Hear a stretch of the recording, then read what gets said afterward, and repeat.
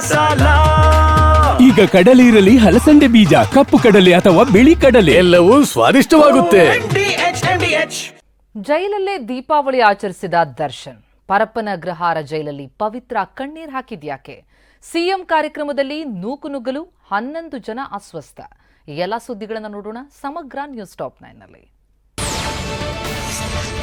ದೀಪಾವಳಿ ದಸರಾ ಹಬ್ಬಗಳನ್ನ ದರ್ಶನ್ ಅದ್ದೂರಿಯಾಗಿ ಆಚರಿಸುತ್ತಿದ್ರು.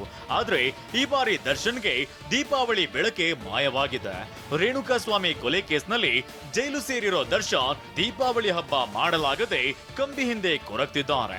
ಕಳೆದ ದೀಪಾವಳಿ ಹಬ್ಬದ ದಿನವೇ ಜಾಮೀನು ಪಡೆದಿದ್ದ ದರ್ಶನ್ ಜೈಲಿಂದ ಹೊರಬಂದು ಕಾರುಗಳಿಗೆ ಪೂಜೆ ಮಾಡಿ ಕುಟುಂಬದ ಜೊತೆ ಹಬ್ಬ ಮಾಡಿದ್ರು. ರೇಣುಕಾಸ್ವಾಮಿ ಕೊಲೆ ಪ್ರಕರಣದ ಮೊದಲ ಆರೋಪಿ ಪವಿತ್ರ ಗೌಡ ಪರಪ್ಪನ ಅಗ್ರಹಾರ ಜೈಲಿನಲ್ಲಿ ಕಣ್ಣೀರಿಟ್ಟಿದ್ದಾರೆ.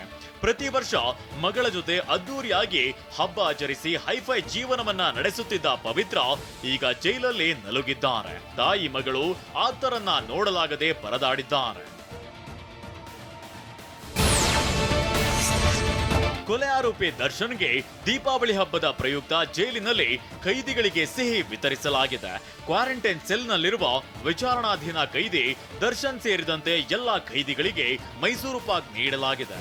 ಮುದ್ದೆ, ಚಪಾತಿ, ಅನ್ನ, ಸಾಂಬಾರ್, ಮಜ್ಜಿಗೆ ಜೊತೆಗೆ ಮೈಸೂರು ಪಾಕ್ ವಿತರಿಸಲಾಗಿದೆ. ಮಹಿಳಾ ಸೆಲ್ನಲ್ಲಿ ಪವಿತ್ರ ಗೌಡಗೂ ಮೈಸೂರು ಪಾಕ್ ನೀಡಲಾಗಿದೆ.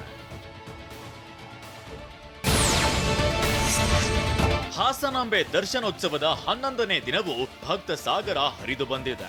ದೀಪಾವಳಿ ಹಬ್ಬ ಮತ್ತು ಸಾಲು ಸಾಲು ರಜೆ ಇರೋದ್ರಿಂದ ಭಕ್ತರ ಸಂಖ್ಯೆಯಲ್ಲಿ ಭಾರಿ ಏರಿಕೆಯಾಗಿದೆ.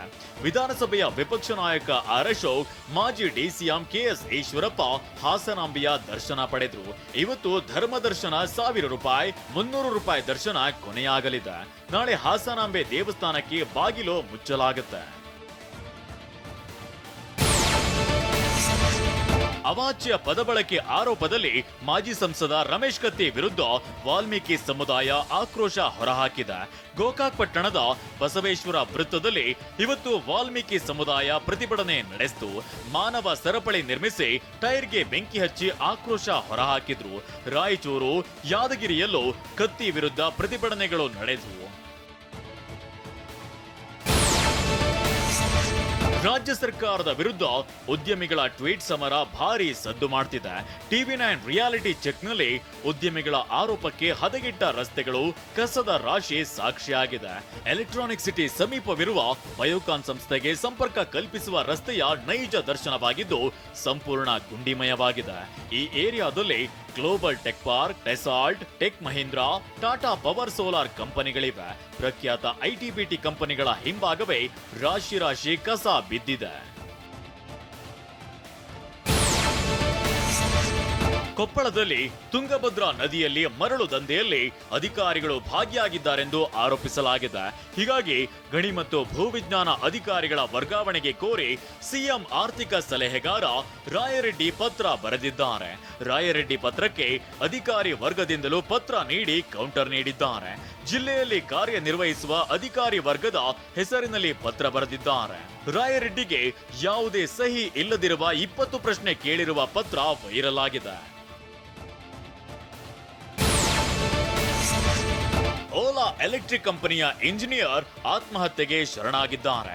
ಭತ್ಯೆ, ವೇತನ ನೀಡದೆ ಕಿರುಕುಳ ನೀಡುತ್ತಿರುವ ಆರೋಪ ಮಾಡಿದ್ದು ಅರವಿಂದ್ ಎಂಬಾತ ವಿಷ ಸೇವಿಸಿ ಸೂಸೈಡ್ ಮಾಡಿಕೊಂಡಿದ್ದಾನೆ. 28 ಪುಟಗಳ ಡೆತ್ ನೋಟ್ನಲ್ಲಿ ಸಂಸ್ಥೆಯ ಸಿಇಒ ಭವೇಶ್ ಅಗರ್ವಾಲ್, ಹಿರಿಯ ಸಿಬ್ಬಂದಿ ಸುಬ್ರತ್ ಕುಮಾರ್ ದಾಸ್ ಹೆಸರು ಬರೆದಿದ್ದಾನೆ. ಸುಬ್ರಹ್ಮಣ್ಯಪುರ ಪೊಲೀಸ್ ಠಾಣೆಯಲ್ಲಿ ಕೇಸ್ ದಾಖಲಾಗಿದೆ. ವಾಹ್, ಯಾಕೆ ಈಗ ಬಂತ ಸ್ವಾದ? ಖಂಡಿತ ಈಗ ಬಂತು ಅಸಲಿ ಸ್ವಾದ. MDH chunky chaat masala life ಅಲ್ಲಿ ಅಸಲಿ ಸ್ವಾದ ತರುತ್ತೆ. ಅಸಲಿ ಮಸಾಲ, ಎಸ್ ಎಸ್ MDH.